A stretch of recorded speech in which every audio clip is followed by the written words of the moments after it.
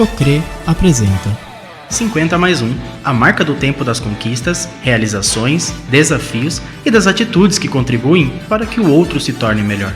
Apresentação: Cristiane Teixeira.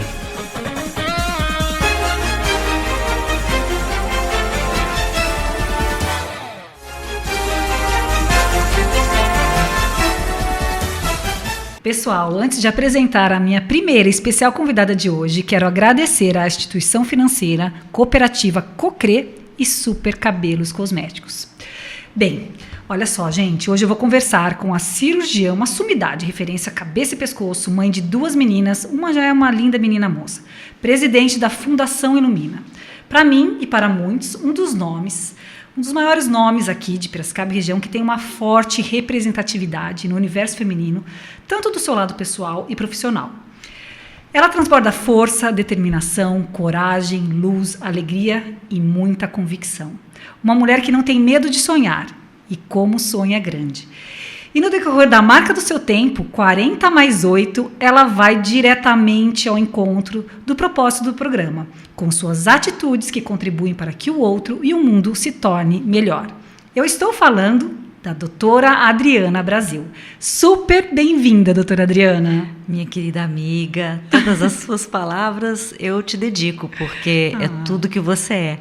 Então, esse programa, inclusive, é para que você possa compartilhar com todas as pessoas o que de fato você é. Obrigada por você existir nas nossas vidas. Ai, que coisa boa ouvir isso, ainda mais ouvir de você, eu que agradeço, Dri. Bom, aqui a gente pode deixar um pouquinho a doutora de lado, né? Pelo amor de Deus, não aguento mais ouvir esse nome. Ótimo, porque esse momento é para a gente realmente falar com mais profundidade. Eu acho que é isso que o mundo e as pessoas estão precisando ver e ouvir, né, Dri?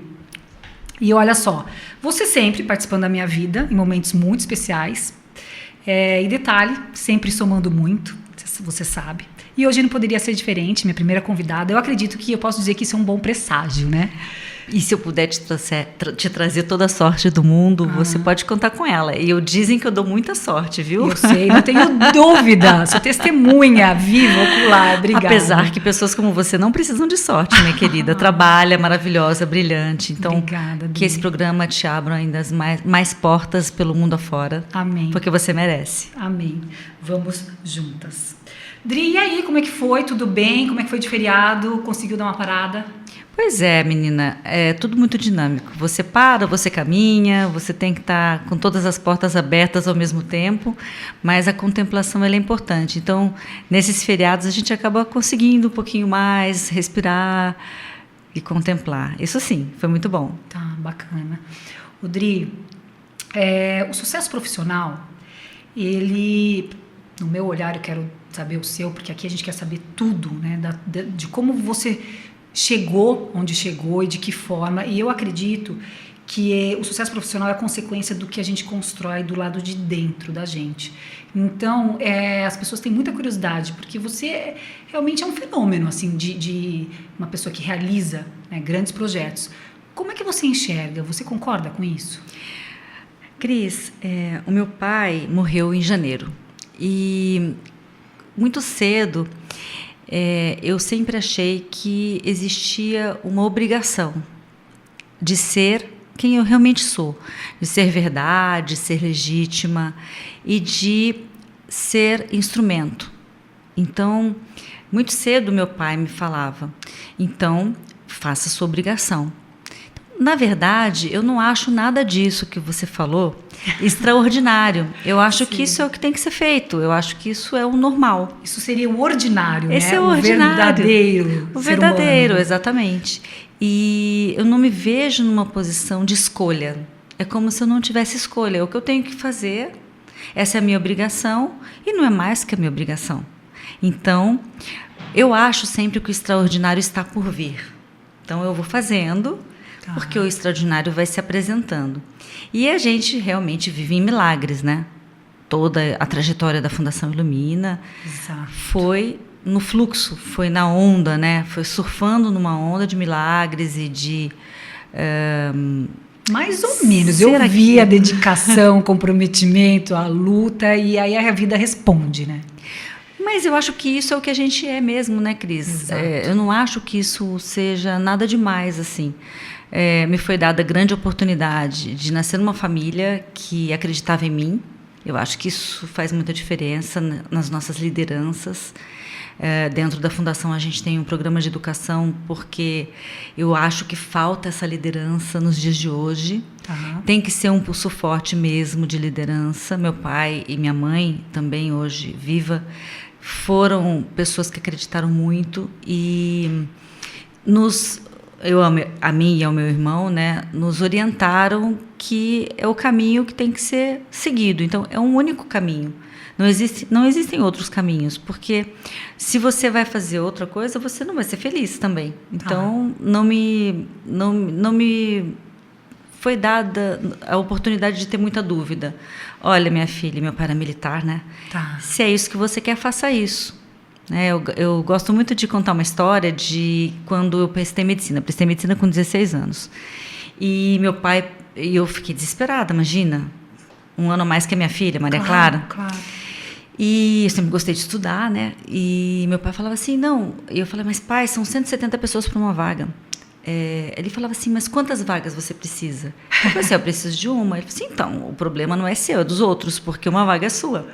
Aquilo entrou dentro da minha cabeça, menina, e eu tirei primeiro lugar. Então, porque eu entendi que eu precisava de uma vaga, então eu precisava da primeira vaga. Porque as outras, então, é aquela coisa de alguém que confia em você. Então, eu sou muito grata e a forma de eu retribuir, e por isso eu me sinto devedora, né? É trazer de volta isso para o maior número de pessoas que eu puder. Então, essa questão de missão, essa questão de trazer algo, de ser instrumento, ser ferramenta do extraordinário dos outros, isso para mim é muito claro, porque eu tive esse canal aberto do meu extraordinário. Então, para as minhas filhas, para os meus pacientes, para as minhas amigas, para os meus parceiros de vida, todos eles experimentaram de alguma maneira essa coisa que algumas pessoas chamam de loucura. Né? Então, você precisa acreditar, você precisa ir com a normalidade que isso tem dentro. Claro. Existe uma normalidade, né? Claro, sensacional. Até porque hoje está faltando muito propósito, né? E as pessoas estão muito à deriva, né? Não tem essa questão da missão. As pessoas não sabem que veio ao mundo ainda. Muita gente às vezes acha que ou vai no efeito manada, vai seguindo o fluxo, e não tem a noção do que as pessoas podem estar realizando e contribuindo para a sociedade, para o próximo, para não ser muito longe, para a pessoa que está do lado, para o seu companheiro, para o seu filho, e fica perdendo muita energia ou não colocando energia em coisas importantes que a gente pode estar transformando, né, Dani? Exatamente, Cris. E eu acho que existe uma diferença quando a gente sentia essa missão, mas ela vinha com tudo junto, né? Ela vinha com todas as fenestrações, vamos dizer assim, as perdas de energia e tal. Depois dos 40, e é bacana o nome que você deu para essa iniciativa, né? 50 mais 1, então eu estou no 40 mais 8, é que depois de um tempo, eu acredito que um pouquinho antes dos 40, a gente sabe o que a gente não quer. Né? Então você gasta menos tempo se desperdiçando em coisas que você sabe que não vão te agradar. E descobrir isso faz com que você canalize esse extraordinário de forma mais ótima, vamos dizer, ou subótima. Você perde menos energia. Então, isso é uma coisa que fez muita diferença, principalmente na Fundação Ilumina. Existia uma inquietude, existia uma insatisfação e existia uma falta de educação no início. Então, as coisas vinham com muita violência, vinham com muita indignação, tinha essa coisa de questionar. E o propósito da Fundação, Dri? Não questionar o porquê que as coisas não aconteciam naturalmente. Entendi. Porque, veja bem, o câncer... E a gente pode falar um pouquinho sobre isso, né? Super importantíssimo, ainda mais nesse mês, né? Ele é uma doença que pode ser prevenida. E a comunidade científica sabe disso há mais de 30 anos. Então, por que não fazem um programa mundial de prevenção? Fazem. Por que não colocam em prática? Porque tem as variações dos países. Uns fazem, outros não fazem. Tá bom. O Brasil é um país que tem restrição financeira para o Sistema Único de Saúde. sabe que prevenção é mais barato, por que não faz? Então, eram perguntas que elas vinham com uma indignação que, num primeiro momento, não edificava. Colecionava inimigos apenas. Colecionava dificuldades, obstáculos e barreiras. Tá. Então, eu acredito que ali dos 30 aos 35, eu me desperdicei muito nessa energia de questionar. E a minha grande sorte foi porque eu gosto de estudar. Então, eu fui atrás no mundo inteiro de todos os modelos que conseguiram implantar nos seus países a prevenção. Quais são os países que têm mais sucesso com isso? Holanda, incrível, alguns né? países, algumas capitais, né? Estados Unidos. Mas por que isso não aconteceu no mundo inteiro? Porque é complexo. Então, não adianta você querer oferecer soluções simples para problemas complexos. Então, você vai, talvez, abordar 1, 2, 3, 4 itens daquele problema, mas se você não considerá-lo como um todo, e talvez vai uma vida inteira, uma geração inteira e um grupo inteiro de pessoas para você conseguir chegar, e a chance de você não chegar é muito grande. Então, também, conviver com aquilo que não dá certo é importante. E aí a gente descobre que você vai fazer mesmo que aquilo não dê certo. Porque é aquilo que você sabe fazer e é aquilo que você veio tentar fazer. Mas você coloca a possibilidade de não dar certo, porque não depende só de você. Exato. Depende do governo, depende da iniciativa privada, depende do entendimento das pessoas, depende da escolha das pessoas, que não é você. E aí você passa a se responsabilizar só por você. E aí que a coisa fica muito mais livre. E eu acho que depois dos 40, essa é a liberdade que a gente busca. Sim, e que entende, prioriza, né? Saber fazer o que você escolheu e saber que aquilo pode não dar certo, mas que mesmo se não der certo, você vai continuar fazendo, com toda a sua força, dando todo o seu sangue, com toda a sua fé, com toda a sua crença, porque é aquilo que você acredita. Faz sentido. Aquilo que faz sentido. E vale uma vida por isso. Exato. Então, você poder morrer defendendo algo que você realmente acredita, para você e para as outras pessoas, é realmente um exercício de liberdade. Esse é o exercício que eu busco hoje. Muito interessante, Adri. Olha só, gente, que bacana quem está ouvindo poder estar escutando palavras assim e experiência de vida, né? Porque a gente está na maturidade, a gente já sabe um pouquinho, a gente está aprendendo todo dia, né, Dri? Mas a gente já sabe um pouquinho sobre essas questões que podem abreviar o caminho das pessoas, né? E falar um pouco sobre isso. Mas, Dri, me conta um pouquinho antes, a medicina bateu como em você esse propósito de vida, né? Essa missão da medicina? Da onde que surgiu tendo um pai militar? De novo, essa questão da liberdade, né? Antes, né, quando eu tinha 14, 15, eu admirava muito as juízas. Tá. Porque eu achava que elas realmente poderiam fazer uma intervenção na sociedade. Mas, até fiz vestibular quando eu estava na 8ª série, passei para... Na época, as pessoas podiam, né, fazer tal, não sei o quê. Imagina, pouco inteligente, gente. Ela passou no vestibular na 8ª série. Ai, meu Deus. E ainda bem que meu pai não deixou fazer direito, porque... eu esbarrava, e isso também foi uma orientação do meu pai na época, ele falou assim, olha, você vai errar. E um dia, talvez você não saiba conviver com o erro de ter colocado uma pessoa errada na cadeia. Aí eu falei, meu Deus do céu, eu não dou conta disso não, né? Eu não dou conta de pôr gente errada na cadeia, não, de julgar. E aí eu entendi que o meu talento não era julgar, era não julgar. E aí isso me trouxe a medicina, porque na medicina você só enxerga aquele Deus que habita no outro e que se manifesta através da natureza perfeita do corpo. Entendi. Porque a gente acaba tratando o corpo. Claro. E é corte e costura, né? Cirurgia de cabeça e pescoço. Então, eu não preciso me preocupar em julgar se quem vem lá é bandido, é mocinho, é mulher, é homem, o que fez, o que não fez. E estar nessa situação de não julgamento também é um exercício de liberdade. Então, desde muito cedo, acredito que essa busca pela essência liberta foi o que me movimentou para a medicina. E a capacidade de estar com as pessoas, porque eu gosto de gente. Entendi. de verdade. Aham. Então, à medida que uma pessoa pisa no meu solo sagrado, seja no Ilumina, seja no consultório, a mim é como se fosse dado uma chave para compartilhar aquele ser essencial Tá. que conversa com o meu. Então, eu entro, vivo tudo aquilo, amo e saio. Porque aí você precisa saber se desidentificar também. Mas eu Que deve ser difícil não se envolver, né? Tem que se envolver. Tem que se envolver. Você se envolve, mas aí você consegue depois esse saio depois você tem que seguir, ou você consegue, você mantém uma conexão com todos. Eu mantenho uma conexão, Cris, eu mantenho uma conexão. conexão. É muito louco isso, porque consigo. você é muito intensa, você se aprofunda mesmo, né? Então, assim, Eu me importo mesmo, eu me identifico mesmo, e eu acho que existe a questão que me ajuda, que é o movimento. Então, eu me identifico, me desidentifico, me identifico, me desidentifico. Por quê? Na época que a gente estudava medicina legal, inclusive na faculdade, eles falavam, vocês precisam manter uma distância. E eu era muito nova, eu falava assim, eu não entrei aqui para manter distância, eu entrei aqui para ficar próxima das pessoas, né? Que pessoa tem idiota toque, que está falando isso, que hipocrisia é essa, né?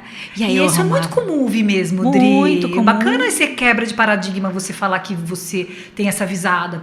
Até para humanizar também mais a classe. Não é vezes. possível fazer medicina se você não se coloca no lugar do outro. Isso é empatia. Uhum. Né? Eu não posso me atrever a tentar resolver o problema de uma pessoa se eu não me coloco como ela percebe o mundo.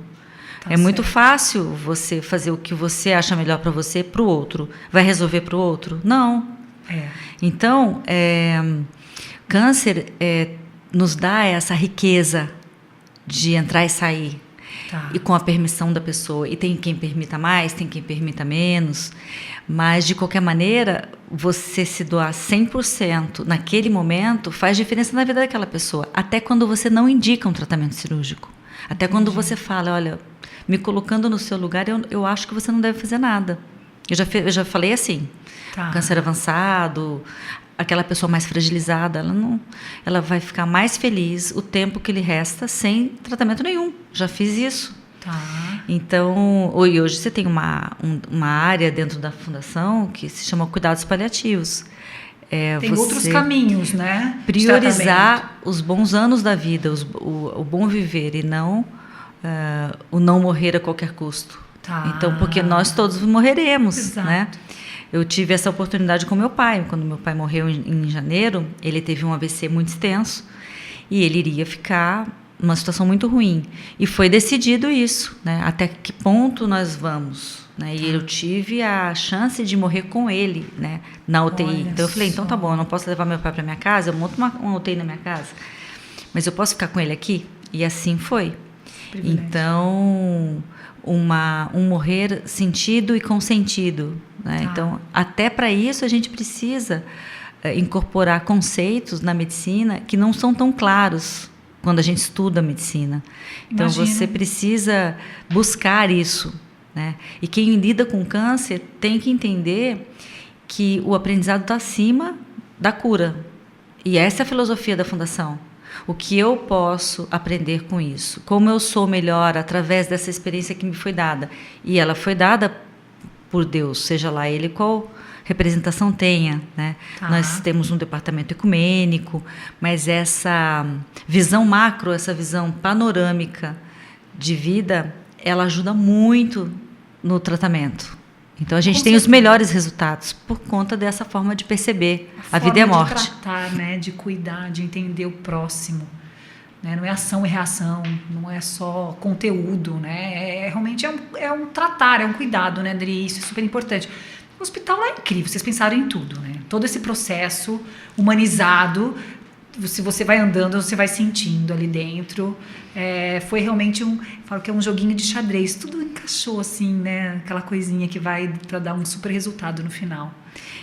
Até essa questão, né? Como a gente conseguiria uma maior comunicação com o maior número de pessoas possível? Algumas não entendem essa questão intelectual. Então, você explicar talvez não fosse o melhor caminho. Então, a gente pensou, né? Quais são as ferramentas mais antigas do mundo, né? A arte. Então, a natureza, a música, o olfato. Então, esses elementos vieram para conectar as pessoas. Que nos alimenta, não é? Que nos alimenta. Nos sustentam. Tem isso. que ser Vai falar que sensorial. não, Tem que ser sensorial. E o Exatamente. sensorial, ele é democrático. Ele atinge a todos. Então, um amigo meu, depois que a gente fez a galeria, ele falou assim: Adriana, você fez o hospital para você. Eu falei assim: gente, será que eu fiz o hospital para mim, né? Isso é exercício de ego, né? Tchá, tchá. Vamos ver isso direito. E aí eu fiquei espiando as pessoas. Bem carentes, né? Sim. Observando as obras de arte, as carpas, o lago, os cheiros. E são as pessoas mais puras as que entendem mais. Não Olha são as só. mais intelectuais. Verdade, Dri. São as que se permitem mais a emoção. O intelectual, ele sempre coloca um crivo, né? Ele coloca uma interpretação, ele coloca um filtro. Entendi. As pessoas mais simples são as que mais entendem o hospital. As crianças são as que mais entendem o hospital. Olha, que legal. E aí eu liguei para esse meu amigo, eu falei assim: você vai voltar aqui e você vai fazer o que eu fiz. Porque eu não vou dormir com esse barulho, não. Não fiz hospital para mim, não. Fiz hospital para todo achei mundo. ótimo. Interessante, até para provocar isso, porque vai além essa observação. Porque se fosse para mim, então estava tudo errado. Tinha que desfazer, né? Porque parece, não, imagina. verdade, porque você se propõe a fazer uma coisa e você acaba fazendo uma coisa para o seu próprio ego, tem uma coisa errada. Então faça você terapia e desfaça o que você fez, né? Então sua autoanálise crítica de ir lá observar e falar: Não. meu, onde será que é isso mesmo? Sensacional. é um exercício de Dri. desapego diário. Aquilo não é nosso, né? Tá Aquilo certo. é de quem está como receptáculo desse movimento que é a prevenção. Tá certo. Então, todos os dias você tem que se desidentificar. Assim como você se identifica e desidentifica dos pacientes, tem que desidentificar. Porque se você se sente dono, você estraga o processo. No Olha. Ilumina é assim. Tá. Isso pode funcionar para algumas corporações, empresas familiares e tal. No Ilumina, quando você cai na armadilha de se identificar, as coisas ficam paradas. Então, lá é o que flui. Né? A vida é movimento, o movimento é cíclico e o ciclo é harmônico. Então, se sai disso, você dá tudo errado. Super interessante. Super Que interessante. bacana. Lá é outra lei, é uma lei diferente. Muito bacana, que deve servir para muitas outras corporações. Dri, vamos falar, menina, que ano é esse? O que foi isso? Que experiência maluca? Me conta um pouco como é que você vem vivendo, sentindo, enxergando esse processo dessa pandemia que movimentou o mundo. Fala um pouco o que você enxerga, o que você acha que vai acontecer. Agora você vai censurar esse podcast. Por quê? Para mim foi um grande presente para a humanidade, Tá. o Covid. Porque ele tirou todas as certezas que as pessoas tinham. Exato. Ele jogou todas as pessoas na impermanência, que é uma característica do ser humano. As pessoas Exato. acham que não vão morrer, elas acham que as certezas vão levá-las a algum lugar e elas perdem vida com isso. Você não acha que o pessoal está romantizando muito, falando que tudo vai mudar com o Covid, ou se está dando errado, tudo é culpa do Covid? Eu acho que se abriu uma fresta de oportunidade para algumas pessoas mudarem. Tá. 95% não vai mudar, mas 5% vai mudar, e essa autoconsciência é capaz de mudar o resto do mundo. Então, acho que 5% de pessoas conscientes no planeta mudam o planeta. E a gente não tinha isso. Então, é claro que tudo isso foi com sacrifício humano. Sim. E se você for ver o sacrifício humano na linha do tempo, ele não é nada. Terremoto, Exato. tsunami, você tem desencarnes coletivos. Exato. Então, até nessa questão energética, quântica, houve um desprendimento de energia no mundo, né? Mas, de qualquer maneira, tirando todas as considerações políticas e de julgamento de valor, olhando no macro, a minha sensação é que as coisas se flexibilizaram. Tá. Até para a prevenção do câncer. As pessoas morriam de medo de fazer prevenção do câncer. Elas morreram tanto de medo do Covid que não tem mais tanto medo de fazer prevenção. Então, Olha, flexibilizou o houve essa medo do movimentação. câncer, porque Tá. tiveram tanto medo do Covid e enfrentaram, e as pessoas que enfrentar o exame do sobreviveram... câncer ficou fichinha para eles. Ficou fichinha. Então, muitas pessoas se identificavam tanto com a vida fora da pele que elas não se suportavam da pele para dentro. E elas tiveram que se suportar de alguma maneira. Umas enlouqueceram, outras se suicidaram, outras morreram de Covid, mas as que ficaram, de alguma maneira, elas coexistiram consigo mesmas. Rodrigo, mas você não acha que as pessoas estão mais enlouquecendo do que ficando boa? Sem dúvida, porque 95% não, porque eu não vai sei enlouquecer se mesmo. É uma avisada minha, mas eu tô assustadíssima com o comportamento das pessoas. Mas eu acho que as pessoas sempre foram assim, a gente que não enxergava. Porque quem tem esse comportamento tinha antes, mas a gente não conseguia, porque existia uma nuvem que nos envolvia de tal maneira que você não tinha discernimento.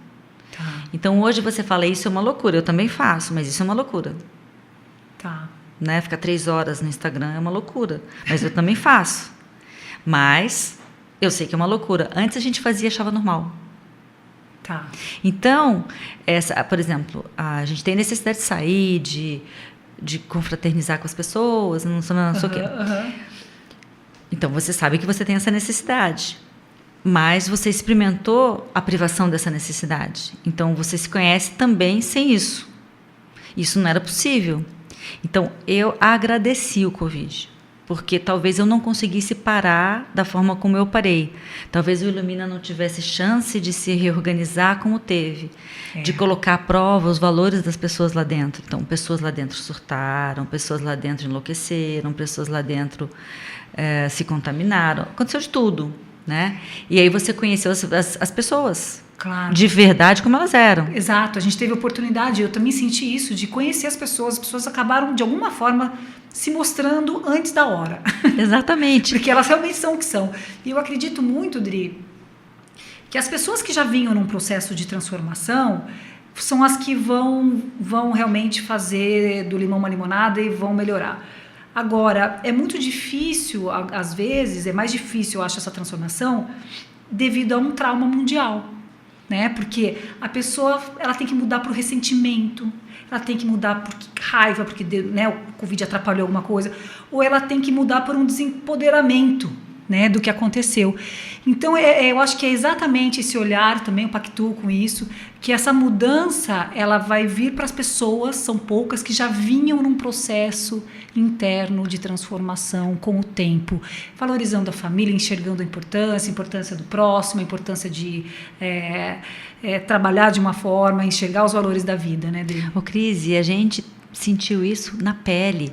Imagina uma instituição que depende 83% de doações de empresas e tudo mais.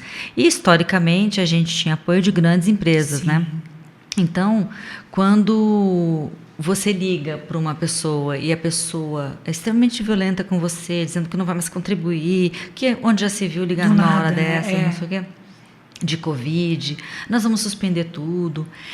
Do mesmo jeito que você tinha esse telefonema, você tinha um outro que ela falou assim, que bom que você ligou, porque eu estou inovando e eu vou investir mais.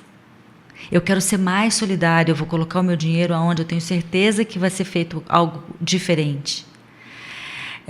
Você tem, desde o médico que se joga no fronte, porque sabe que mesmo se ele morrer, ele está fazendo a missão dele, como aquele que se nega a atender paciente com Covid.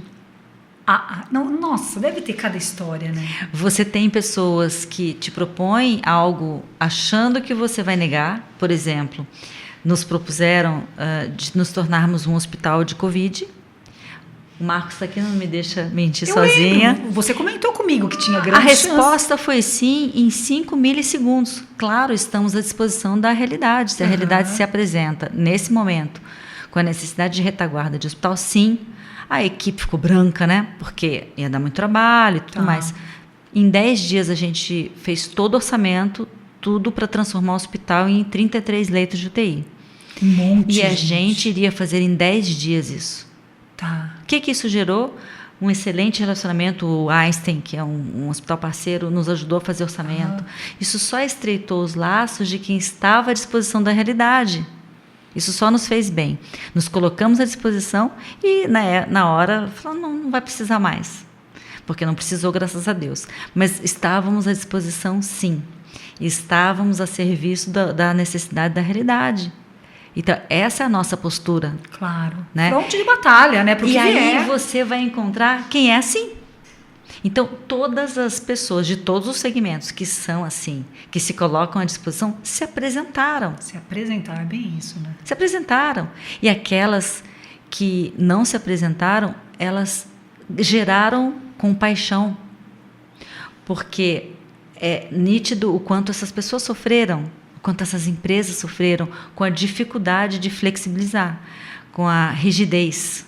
Tá. Então, essa questão da rigidez, ela é algo que vai precisar ser abandonado. Isso sim, tanto para a parte financeira, econômica, para deslanchar os novos negócios daqui para frente, ficarão aqueles que são flexíveis, que são inovadores, que são criativos. Pode ver. Sem dúvida, concordo. Dri, o pessoal tem uma curiosidade incrível, a gente quer saber, porque, assim, milagre eu ainda não aprendi a fazer, mas eu acho que você aprendeu. Conta como é a sua rotina, porque, né, na verdade, você concilia grandes projetos, são todos grandiosos na sua vida, mãe, mulher, hospital, fundação. Como é que você concilia isso? Você tem que acordar às 3 da manhã ou não? Não concilia, né? Quem fala que concilia está mentindo, é mentira. A gente precisa ter sensibilidade para saber o que é importante naquele momento. E isso te faz estar presente. Tá. Então, eu já cancelei reunião porque eu olhei dentro de olho de uma criança e falei, tem alguma coisa muito errada, para tudo que eu quero saber o que está acontecendo. Tá. E está acontecendo alguma coisa mesmo. Então, é aquela questão da sensibilidade, é aquela questão assim que você fala, essa reunião não vai ser boa hoje. Remarca essa reunião e faz aquela outra, puxa que fulano está disponível. Tá. E aquela reunião dá certo. Então, eu acredito que se nos foi dado algo para fazer, é porque nós somos capazes. Nossa cruz é do tamanho das nossas costas. Claro. Então, a gente tem que cuidar com o que pede, porque você vai obter. Tá certo. E aí você vai ter que se desdobrar. Então, o que eu acho é o seguinte, se a gente fixa, não, eu só vou fazer a minha vida profissional andar, vai ficar incompleto. Então, é uma dança. Eu acho que você vive muito isso, né? Muito. De percepção. E eu vou te falar, eu juro, não é porque você está aqui. Tem horas, como, né, te conheço de longa data, que eu fico super sobrecarregada, né, de uns tempos para cá, com esse mundo digital, a gente ficou mais sobrecarregado porque a gente dinamizou a nossa vida. A gente, né, tem mais acesso, os estímulos, né, de produtividade são maiores. Eu juro que eu penso em você. Eu falo assim, mas se a doutora Adriana ela deve estar dando conta, eu também vou dar. Porque eu fico pensando, né? E você me tem uma imagem sempre de, eu nunca vi você com energia baixa, nunca encontrei de repente você mais ou menos, né? E você está sempre em energia alta. Então esse é o desafio, além do que de fazer, manter a energia alta. Mas eu acho, Cris, que isso eu descobri depois, o estar presente. Então eu acho que o grande segredo é estar presente. Então, se eu estou aqui com você, não existe mais nada para mim. Tá. Porque além de você ser linda, uma amiga querida, esse momento eu fico até com calor assim no peito, de tão gostoso, sabe? Tá. Então, Obrigada. eu tô aqui contigo. E não aconteceu mais nada. Então, esse momento para mim, ele vai demorar 5 horas. Eu vou viver isso extremamente. Então, eu vou sair daqui, eu vou fazer uma outra coisa com as minhas filhas. Então, não existe mais nada. Aí você larga o celular, você tá ali inteira. E tem uma outra coisa que eu também aprendi. Sentindo essa questão da presença, você vai priorizar aquilo que eu falei. Nossa, olha dentro do... Nossa, peraí, tem um negócio muito errado aqui. E aí o que acontece? Aí você fala assim, meu Deus do céu. Aí você pega a sua lista de coisas para fazer. 25 coisas. Você fala, meu Deus, vou ser presa. Né? E aí eu falo assim, só não pode negligenciar paciente e cirurgia. O resto você adequa. Então, mais uma vez aprender a priorizar. Tirando essas duas coisas que aí é o tempo da pessoa, a confiança que a pessoa depositou em você, Sim, tirando tudo isso, sim. O resto vai. Então, o que eu aprendi? O resto das coisas que, por algum motivo, não foram priorizadas, elas se resolvem sozinhas. E você é praticamente atrapalhar.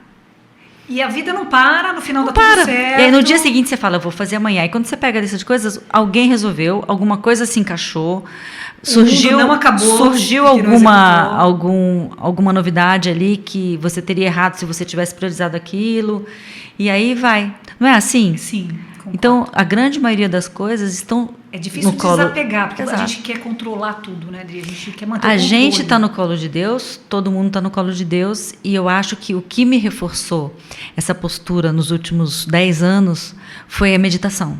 Então, agora sim. Ah, você faz meditação? Agora Adri? sim. Eu acordo todos os dias 15 para 5 da manhã.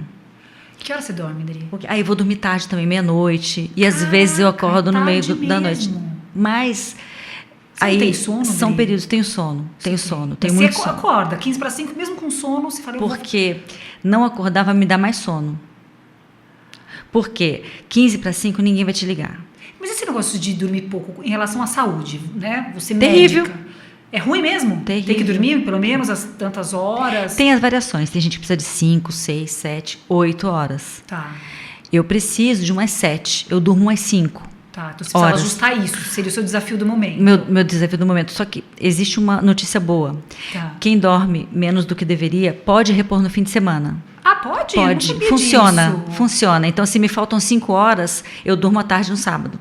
Ah, boa informação. eu Isso não é sabia. super importante. Isso eu estudei. Porque eu Tá. falei, gente, eu vou morrer. Eu vou morrer, não durmo mais. Né? E aí ficava com esse soninho do sábado.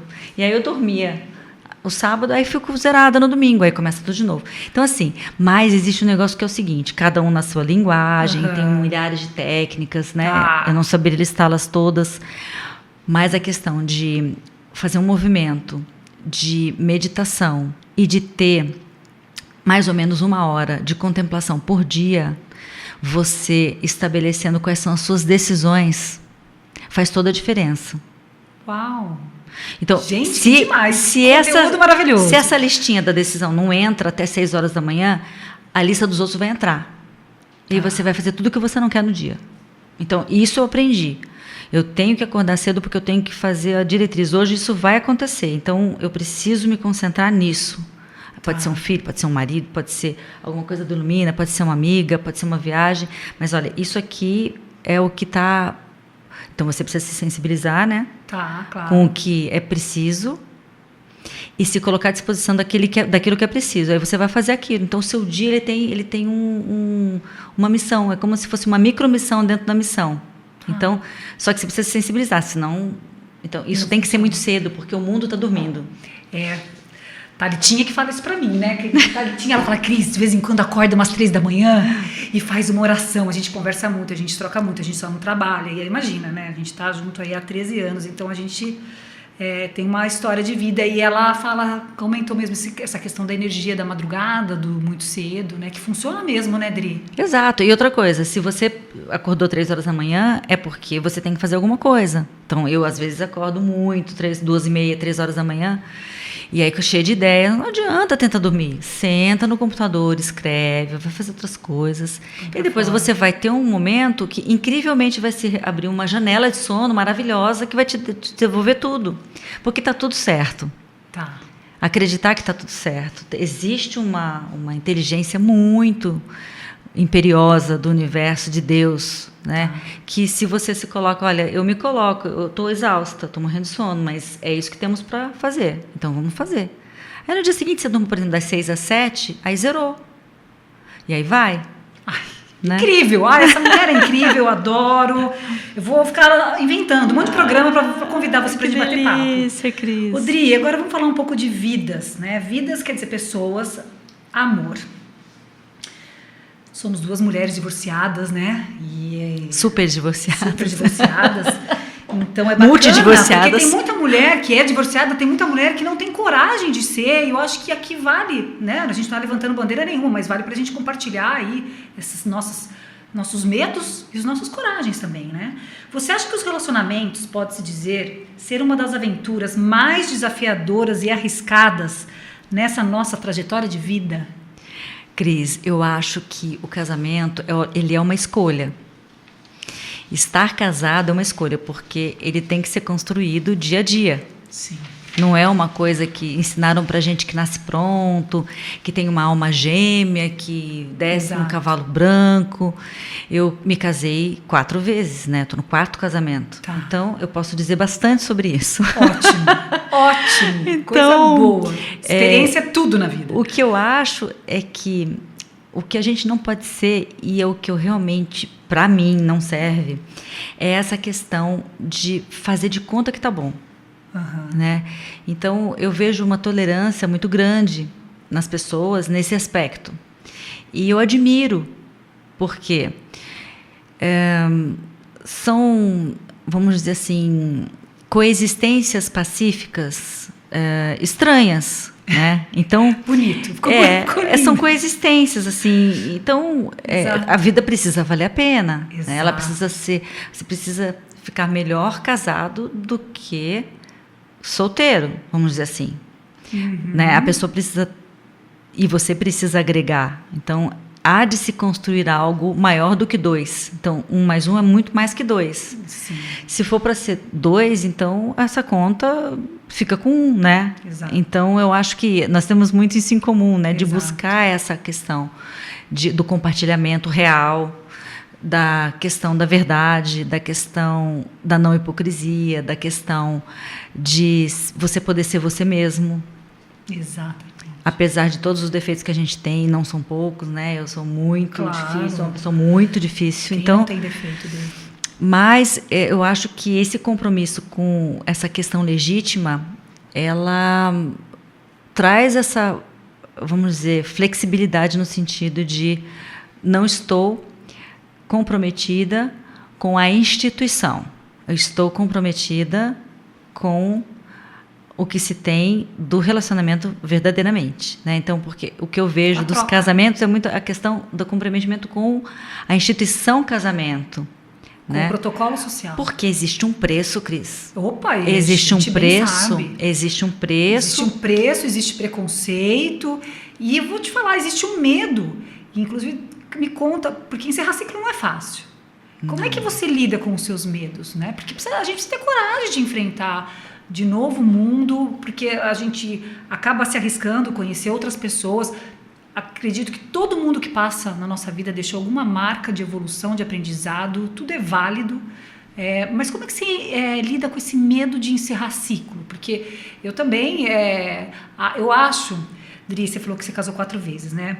Eu tenho um amigo que ele é de infância, e ele hoje é um empresário aqui de Piracicaba incrível, que eu admiro muito. E quando ele estava indo no 3º casamento, ele comentou comigo que muitos amigos nossos em comum na época falavam: você é louco, você vai casar de novo? Que loucura, 3º casamento, pra quê? Tal. Ele falou assim: eu vou casar quantas vezes eu achar que eu vou ser feliz. Né? Por quê? Porque, primeiro, que ele tem coragem. E outra coisa, as pessoas, elas, eu acho que as pessoas estranham, primeiro, porque os sentimentos hoje em dia estão muito rasos, né? As pessoas, falar de amor tá difícil, as pessoas não estão entendendo muito o que significa você amar. Primeiro que a gente tem que se amar, né? E se a gente não tá feliz ali, né, não é demérito nenhum para aquela pessoa ser julgada, e principalmente as mulheres são muito mais julgadas que os homens. E aí ele me falou isso, eu falei: nossa, que bacana, né? Porque eu acredito que quem sabe amar é porque tem amor dentro, e a gente é capaz de amar quantas vezes for necessário, e a gente encontrar pessoas que a gente ache que vale a pena amar. A gente, se tiver 10 filhos, não vai amar os 10? Sim. Né? Agora, eu acho que a gente entrega o nosso amor para aquela pessoa. Se ela não cuida, a gente pega de volta e procura amar uma outra pessoa, porque, na verdade, se ela não cuida, não dá certo, mudam-se os pensamentos, nada, não estamos aqui, não é porque o outro não cuidou, às vezes a fala mudou, né? O propósito da relação mudou. Você sabe, Cris, que até os 40, eu pensava assim, ó, se alguém me perguntasse: mas você não tem medo de partir? Eu respondia assim: mas você não tem medo de ficar? Então, hoje eu respondo diferente, porque existe um juízo de valor aí, como, por exemplo, assim, como se fosse um preconceito com quem fica, né? Hoje, quando me perguntam: você tem coragem de partir? Então, existe uma admiração porque você tem coragem de partir. Mas eu respondo o seguinte, com um respeito muito grande por quem decide ficar. Você tem coragem de ficar? Então, também para tudo tem que ter coragem. Tem que ter coragem para ir e tem que ter coragem para ficar. Eu acho que a questão da gente ter 48 anos é bom porque é o seguinte, você tem que saber o que você dá conta. Por exemplo, para nós somos parecidas, né? Estar numa relação em que não te agrega, que você não tem verdade, em que você não constrói alguma coisa bacana, pesa muito. A despeito do que pesa, você seguir sozinha. Sim. Com todo o preconceito, com toda a dificuldade, com todas as atribuições de um casal que você acaba incorporando, né? Ainda mais eu que eu tenho uma filha de casamento, né? E isso é muito aberto com elas. Eu falo assim, filhas, vocês são irmãs de duas pessoas ótimas, maravilhosas, que eu respeito, são os meus amigos, mas que tivemos que seguir separados. E na minha casa todos frequentam, então eu falo que eu sempre faço um pré-natal em que todas as famílias vão, os ex-maridos com as mulheres novas, com as ex-sogras, porque eu adoro todos. Que demais! Então todos frequentam, todos são amigos, assim, porque como é que eu posso falar de uma pessoa que foi pai da minha filha, por exemplo? Sim. Jamais. São excelentes. Mas eu mudei. E a gente tem essa flexibilidade de se permitir mudar. Não é? Certo. Então, e elas falam, mas mãe, você não é uma pessoa muito convencional. Eu falei assim, não convencional muitas pessoas são, a diferença é que eu assumo. Exato. Agora vocês podem ter certeza que eu sou uma pessoa feliz.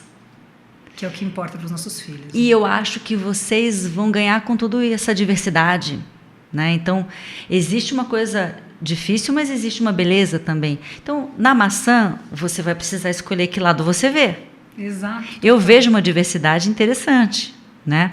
E eu vejo uma verdade interna. Então, assim, se eu estou num lugar, é porque eu quero estar naquele lugar, com quem eu estou, me dedicando 100%, acreditando naquilo, cegamente. Não sou uma pessoa ciumenta, por exemplo, que vá buscar coisas e procurar coisas, porque para mim isso não é um problema da gente, né? É um problema do outro. Então, eu super acredito nisso.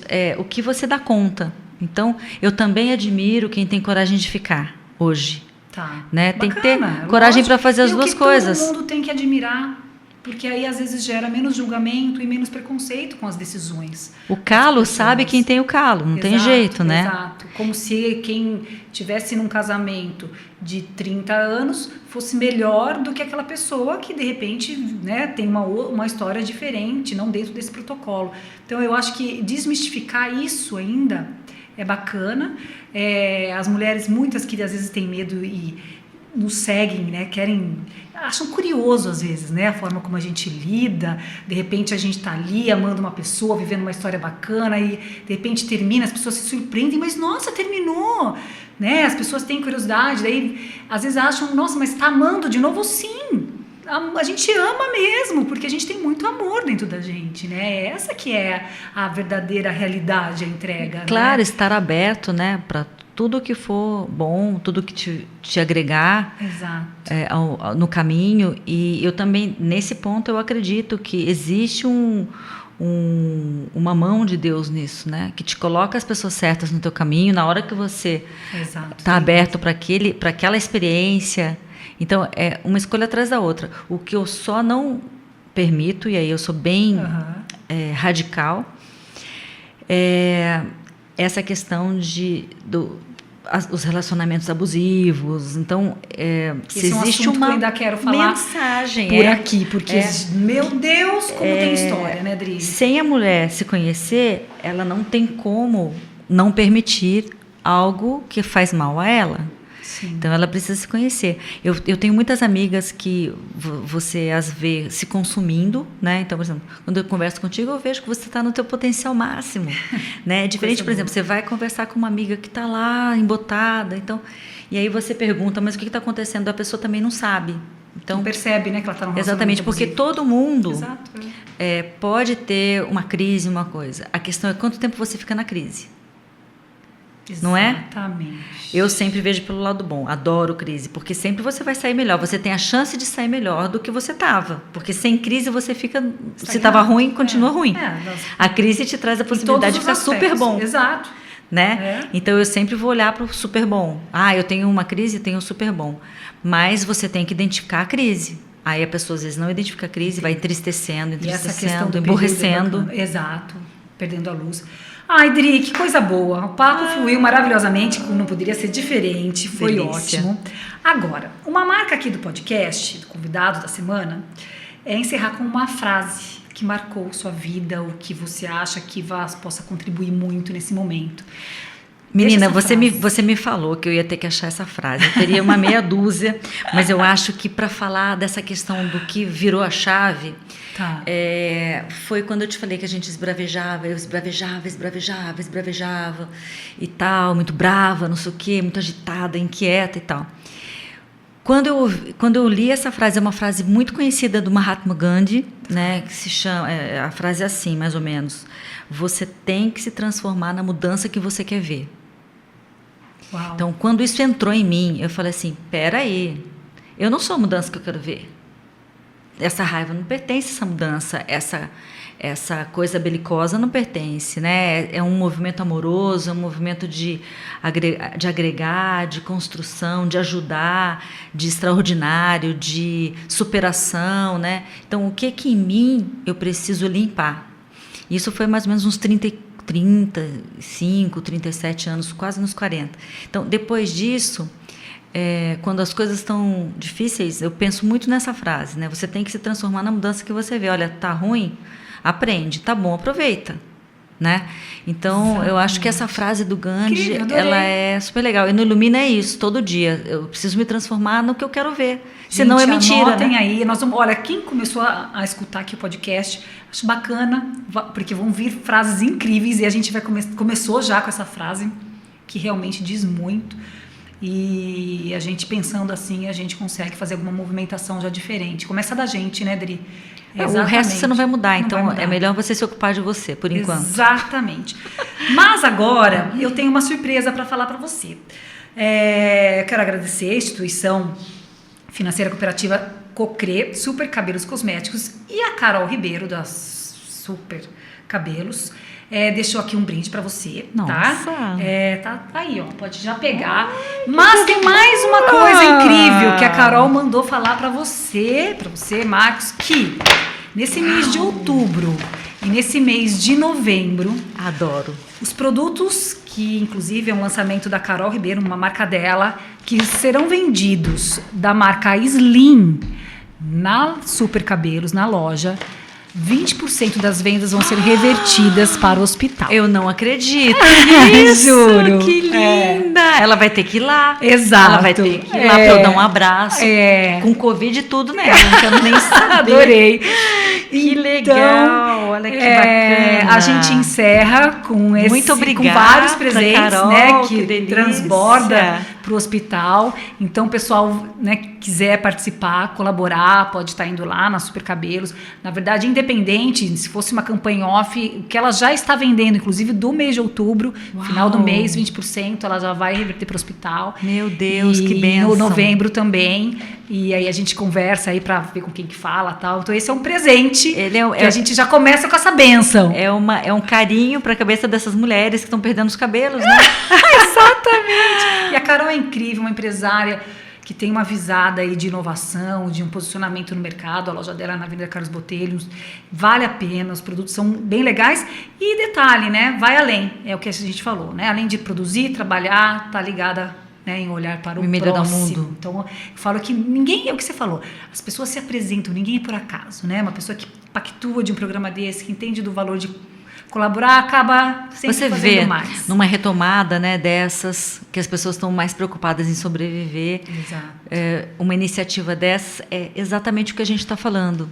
Né? Exatamente. Ainda que sejamos apenas 5%, a força desse 5% transforma o resto. Exato, é exatamente isso.